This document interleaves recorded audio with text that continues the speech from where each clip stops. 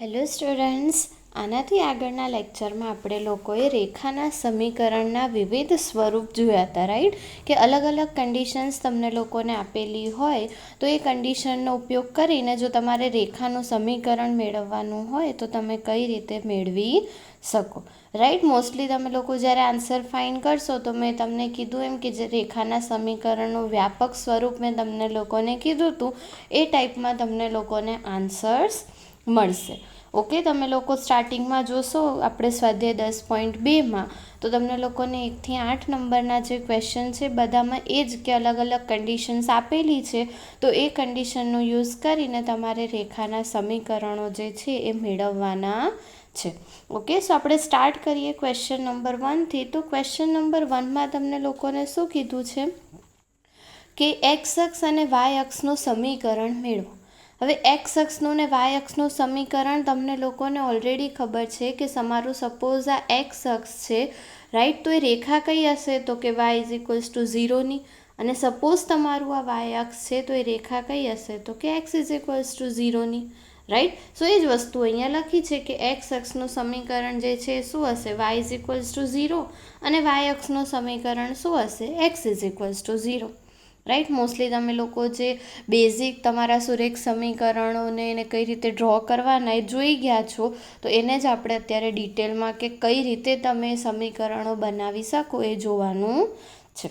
Okay, next question પર move on કરીએ. તો સેકન્ડ ક્વેશ્ચનમાં તમને લોકોને શું કીધું છે કે કોઈ એક બિંદુમાંથી પસાર થતી હોય અને જેનો ઢાળ 1/2 હોય, રાઈટ? સો આ તમારું શું છે, બિંદુ ઢાળ સ્વરૂપ, કે એક બિંદુ આપ્યું હોય અને ઢાળ આપ્યું હોય તો રેખાનું સમીકરણ તમે લોકો કઈ રીતે શોધી શકો તો કે સૂત્ર શું હતું આપણી પાસે તો કે y minus y1 is equals two m x minus x1, જ્યાં તમને લોકોને x1 y1 આપેલું છે -4 અને 3, અને એમની વેલ્યુ બી આપેલી છે, ઢાળ કેટલો છે 1/2, રાઈટ? સો બધી કિંમતો છે, જસ્ટ તમારે શું કરવાનું, સમીકરણમાં મૂકવાની, તો તમને લોકોને ફાઇનલ આન્સર મળી જશે, રાઈટ? જ્યારે બી સાદું રૂપ આપો તો એટલી વસ્તુ ધ્યાનમાં રાખવાની કે એક્સવાળી ટર્મ, પછી વાયવાળી ટર્મ અને અચળ ટર્મ, રાઈટ? 3 ટર્મ તમને લોકોને મળવી જોઈએ.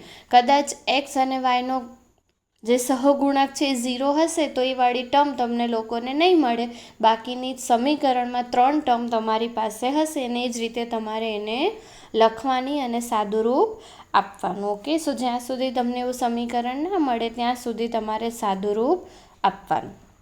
ઓકે, મેઇન થિંગ કે તમે કોઈ પણ સમીકરણની વાત કરો જે બેઝિક તમારી પાસે છે કે y minus y1 is equals two m x minus x1, આ સમીકરણ તો તમને દરેક ક્વેશ્ચન માટે ધ્યાનમાં હોવું જ જોઈએ, રાઈટ? બિકોઝ આપણે એના પછી જેટલા બી સૂત્ર ડિફાઇન કર્યા હતા એ બધા આપણે આ જ સૂત્રનો ઉપયોગ કરીને કર્યા હતા, રાઈટ? સો કદાચ એ તમને અલગ અલગ ના યાદ હોય તો આ એક બી યાદ રાખશો તો દરેક ક્વેશ્ચનનો આન્સર તમે લોકો ઇઝીલી ફાઇન્ડ કરી શકશો, રાઈટ?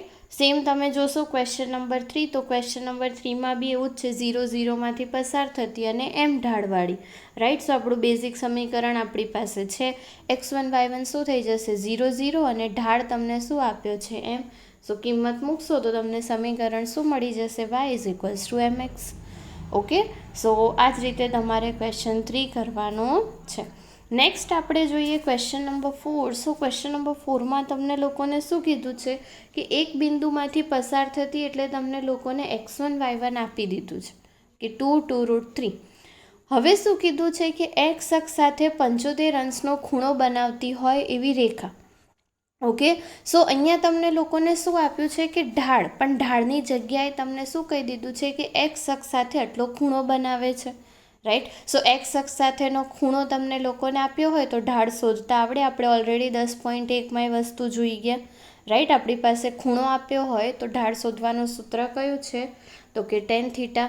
થીટા તમને અહીંયા શું આપ્યું છે 75 અંશ. tan 75 અંશ કઈ રીતે શોધવાનું એ ઓલરેડી આપણે લોકો 3rd ચેપ્ટરમાં જોઈ ગયા, રાઈટ? સો જસ્ટ તમારે 75ને 2 પાર્ટમાં ડિવાઈડ કરી અને tan a પ્લસ બીની ફોર્મ્યુલા પુટ કરશો તો એમની વેલ્યુ મળી જશે, રાઈટ? સો હવે તમારી પાસે શું છે, x1 y1 બી છે અને m બી છે. તો હવે તમારું જે રેખાનું સમીકરણ છે એમાં તમારે શું કરવાનું છે, જસ્ટ કિંમતો મૂકવાની છે, રાઈટ. કિંમતો મૂકી અને અગેન લસા લઈ અને સાદુરૂપ આપશો તો તમને આપેલું જે માંગેલું સમીકરણ છે એ મળી જશે. તમે એવું કહી શકો કે આ જે રેખાનું સમીકરણ છે એ આપેલી શરતોનું સમાધાન કરતું હશે. ઓકે, સો જ્યાં બી તમને લોકોને ઢાળ ના આપ્યો હોય પણ ઢાળને રિલેટેડ કોઈ કન્ડિશન આપી હોય તો ત્યાં તમારે એ કન્ડિશનનો યુઝ કરવાનો અને ઢાળ શોધીને પછી કેલ્ક્યુલેશન કરવાની.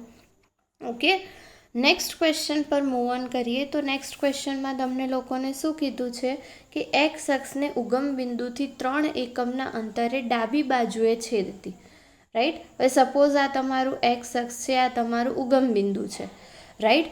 એનાથી ડાબી બાજુએ 3 એકમ અંતરે, એટલે સપોઝ અહીંયા કોઈ બિંદુ હશે -30, રાઈટ. ત્યાં છેદતી એટલે કે અહીંયાથી પસાર થતી એક રેખા જેનો ઢાળ તમને લોકોને આપેલો છે -2, એવી રેખાનું સમીકરણ શોધવાનું છે. ઓકે, સો અહીંયા તમે જોશો તો તમારી પાસે x1 y1 શું થઈ જશે -30 અને m શું થઈ જશે -2, રાઈટ. સો અહીંયા તમારી પાસે અગેન આપણું જે વ્યાપક સમીકરણ છે એ, અને એમાં તમે લોકો x1 y1 અને એમની કિંમત મૂકશો તો તમને માંગેલું સમીકરણ મળી જશે. ઓકે, કદાચ તમારે આ ના યુઝ કરવું હોય ને તમને ઢાળ અંતઃખંડ સ્વરૂપ ડાયરેક્ટ યાદ હોય તો એમાં બી તમે લોકો ડાયરેક્ટ આન્સર જે છે એ મૂકી શકો. ઓકે, તમારી પાસે ઢાળ અંતઃખંડ સ્વરૂપ કે તમને કદાચ એક્સ અંતઃખંડ આપ્યો હોય તો સમીકરણ શું હતું તો કે y = m x - d.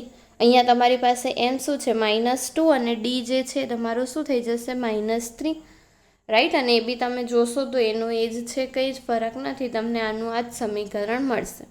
But બંને વેથી એને તમારે ધ્યાનમાં રાખવાનું. તમે આ બી યુઝ કરશો કે ડાયરેક્ટ યુઝ કરશો ઇટ્સ ઓકે. પણ જ્યારે બી તમને એક્સ અક્ષ સાથેનું અંતઃખંડ કીધું હોય કે એક્સ અક્ષને કે વાય અક્ષને છેદે છે તો ત્યાં તમે અંતઃખંડ સ્વરૂપ પણ યુઝ કરી શકો. ઓકે, નેક્સ્ટ ક્વેશ્ચન પર મૂવ ઓન કરીએ. સો ક્વેશ્ચન નંબર 6 બી સેમ તમને લોકોને આપેલું છે કે વાય અક્ષને ઉગમ બિંદુ પર 2 એકમ અંતરે છેદતી, એટલે તમારું x1 y1 જે છે એ શું થઈ જશે તો કે 0 2. વાય અક્ષને છેદે છે એટલે તમારું બિંદુ શું થશે 0 2. અને એક્સ અક્ષની ધન દિશા સાથે કેટલા અંશનો ખૂણો બનાવે છે તો કે 30 અંશનો. અગેન તમને ખૂણો આપ્યો છે, તમારે ઢાળ શોધવાનો છે તો m = tan θ. થીટાની વેલ્યુ શું છે તો કે 30 અંશ. સો tan 30 અને tan 30ની વેલ્યુ શું થશે તો કે 1/√3.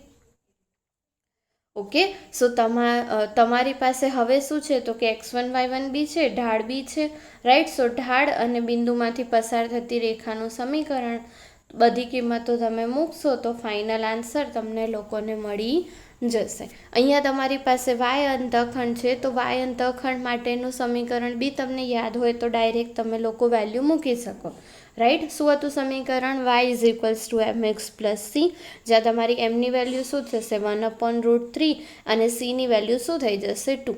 ઓકે, સો બંને વેથી તમારે એને ધ્યાનમાં રાખવાનું. યુઝ તમારે જે બી તમને કમ્ફર્ટેબલ હોય મેથડ તમે લોકો યુઝ કરી શકો.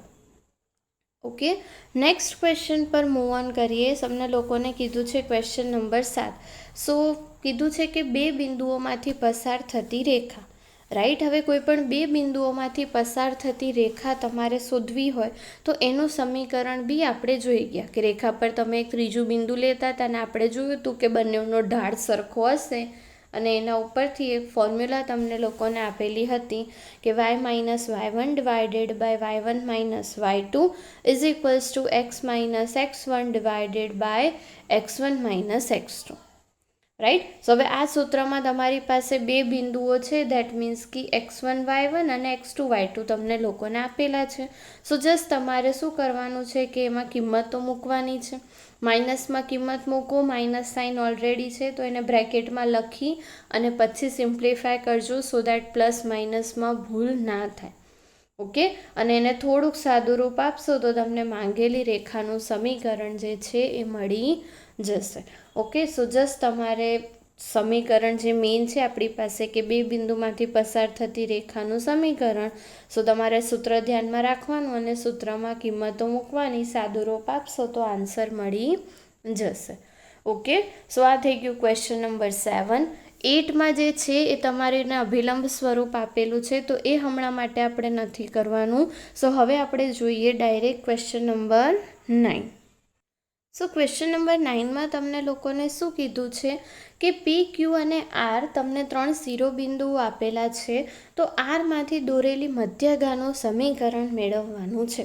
રાઈટ. સો આ ટાઈપની કોઈ ફિગર હશે કે પી, ક્યુ, આર ત્રિકોણ છે, આરમાંથી તમે લોકો મધ્યગા ડ્રો કરો છો. રાઈટ. હવે સપોઝ એ મધ્યગા પી, ક્યુને કોઈ બિંદુ એમાં છેદે છે. રાઈટ. સો ઓબ્વિયસ છે કે એ જે છે પી, ક્યુનું મધ્ય બિંદુ હશે, બિકોઝ તમે આરમાંથી મધ્યગા દોરો છો. રાઈટ. અને પછી તમારી પાસે આરના યામ અને એના યામ હશે, તો આ તમે અહીંયા જે રેખા છે તમે એવું કહી શકો કે બે બિંદુમાંથી પસાર થતી હશે, એક હશે આર અને બીજું હશે. ઓકે, સો પછી તમે બે બિંદુમાંથી પસાર થતી રેખાનું સમીકરણ ઇઝીલી ફાઇન્ડ કરી શકશો.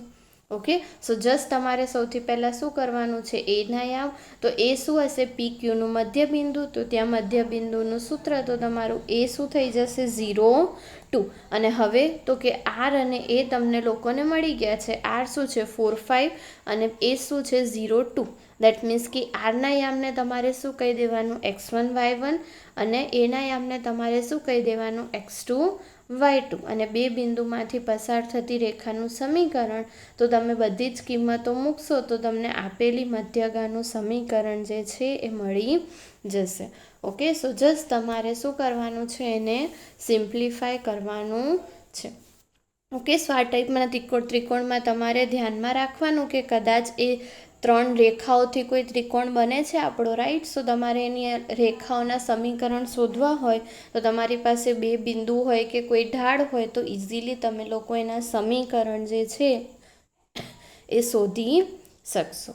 ઓકે, નેક્સ્ટ ક્વેશ્ચન પર મૂવ ઓન કરીએ. સો નેક્સ્ટ ક્વેશ્ચનમાં તમને લોકોને શું કીધું છે કે બે બિંદુઓમાંથી પસાર થતી રેખાને લંબ હોય અને -3, 5 બિંદુમાંથી પસાર થતી રેખાનું સમીકરણ મેળવો. હવે અહીંયા તમે આકૃતિ જોશો તો આ વાત તમને પ્રોપરલી ખ્યાલ આવશે કે કેવા શું માંગે છે. રાઈટ. કે કોઈ એક રેખા છે જે આ બંને બિંદુમાંથી પસાર થાય છે. દેટ મીન્સ કે સપોઝ 2, 5 અને 3, -3, 6માંથી પસાર થતી એક રેખા તમારી પાસે છે. ઓકે, હવે એ જે રેખા છે એ રેખાને લંબ તમે કોઈ એક રેખા લો છો. રાઈટ. અને એ જે રેખા છે કયા બિંદુમાંથી પસાર થાય છે, તો કે -3, 5. અને એ રેખા છે એનું આપણે સમીકરણ મેળવવાનું છે.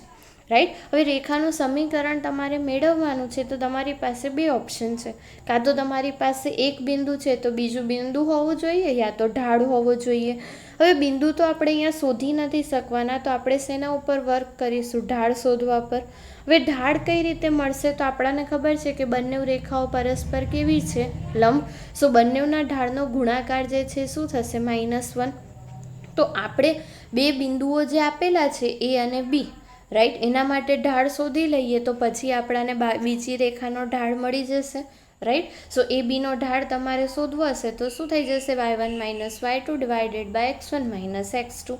એન્ડ ધેન તમે લોકો કિંમત મૂકશો તો તમને ઢાળ શું મળશે, -1/5. હવે તો કે આ બંને રેખા પરસ્પર લંબ છે એટલે બંનેના ઢાળનો ગુણાકાર શું થશે, -1. રાઈટ. એટલે કે તમે જ્યારે બી રેખા એલનો ઢાળ શોધશો તો તમને લોકોને શું મળશે, ત્યાં -1/5 હતું તો અહીંયા શું થઈ જશે, ઓનલી 5. એટલે એમની વેલ્યુ મળી ગઈ. રાઈટ. હવે તમારું x1 y1 શું છે, તો કે -3 એ 5. એટલે કે જે રેખા -3, 5માંથી પસાર થતી હોય અને જેનો ઢાળ એમ હોય એવી રેખાનું સમીકરણ. તો તમારી પાસે વ્યાપક સમીકરણ, આપણી પાસે સૂત્ર તો છે જ, એમાં x1 y1ની કિંમતો મૂકવાની અને ધેન સાદુરૂપ આપશો તો તમને લોકોને ફાઇનલ આન્સર મળી જશે.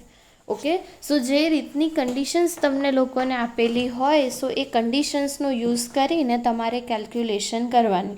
રાઈટ. આગળ જે તમે જોઈ ગયા છો 10.1માં એ વસ્તુઓ તમારે ભૂલવાની નથી, બિકોઝ આપણે આગળ જેમ જેમ સમીકરણો ડિટેલમાં જોતા જઈશું તો એ બધી વસ્તુ તમારે યુઝ કરવાની થશે ને થશે. ઓકે, સો એ બધા જ સૂત્રો તમારે સ્ટેપ બાય સ્ટેપ ધ્યાનમાં રાખવાના.